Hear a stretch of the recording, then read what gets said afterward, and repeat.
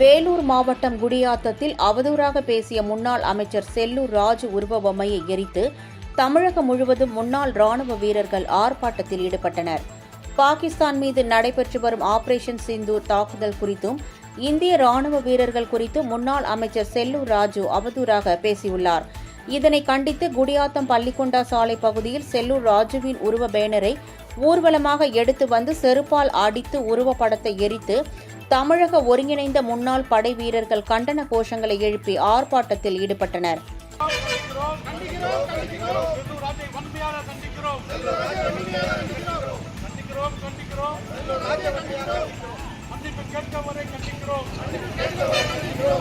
Operation Sindoor மற்றும் இந்திய ராணுவ வீரர்கள் குறித்து ஊடகங்களில் இழிவாக பேசியதாக முன்னாள் அதிமுக அமைச்சர் செல்லூர் ராஜுவை கண்டித்தும் அவர் இந்திய ராணுவ வீரர்களிடம் பகிரங்கமாக மன்னிப்பு கேட்க வேண்டும் என வலியுறுத்தியும் அவர் மீது நடவடிக்கை எடுக்க கோரியும் நீலகிரி மாவட்ட ஆட்சியரிடம் முன்னாள் ராணுவ வீரர்கள் நல சங்கத்தினர் மனு அளித்தனர்.